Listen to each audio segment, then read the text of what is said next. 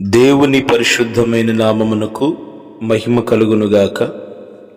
క్రీస్తునందు ప్రియమైన దేవుని బిడ్డలారా, ఈ దినం దేవుని యొక్క మాట, నమ్మకమైన వానికి దీవెనలు మెండుగా కలుగును. సామెతల గ్రంథం 28వ అధ్యాయం 20వ వాక్యం. ప్రియమైన సహోదరి సహోదరులారా, ఈ లోకంలో పరలోక సంబంధమైనటువంటి దేవుని యొక్క దీవెనలు సమృద్ధిగా మనం అనుభవించున్నట్లుగా దేవుడు నమ్మకమైన వారి కోసం ఎదురు చూస్తూ ఉన్నాడు. పరిశుద్ధ బైబిల్ గ్రంథంలో మనం గమనించినట్లయితే మోషే దేవుని ఇల్లంతటిలో నమ్మకమైన వాడిగా ఉండి అనేకమైనటువంటి దేవుని దీవెనలకు పాత్రుడయ్యాడు.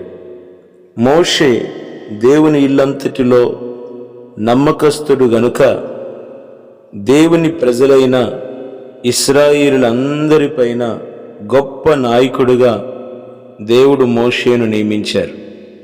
మనము కూడా మన దైనందిన జీవితాలలో దేవుని ఎదుట నమ్మకమైన వారిగా జీవించి, నమ్మకస్తులముగా జీవించి, మరణము వరకు నమ్మకముగా జీవించి దైవ దీవెనలకు పాత్రులు మగుదుముగాక.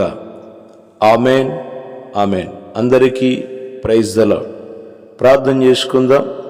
ప్రేమగల తండ్రి, పరిశుద్ధుడు అయిన దేవ, ఈ దిన వాగ్దానం బిడ్డలందరి జీవితాలలో స్థిరపరిచి, ఈ వాగ్దాన ప్రకారంగా నమ్మకంగా జీవించి నీ దీవెనలు ఆశీర్వాదములు సమృద్ధిగా అనుభవించున్నట్లు ప్రతి బిడ్డకు మీరు సహాయము దయచేసి దీవించుమని ఘనత మహిమ ప్రభావములు మీకు అర్పించుకుంటూ యేసయ్య పరిశుద్ధమైన నామం పేరిట ప్రార్థించి స్తుతించి వేడుకుంటున్నాను తండ్రి.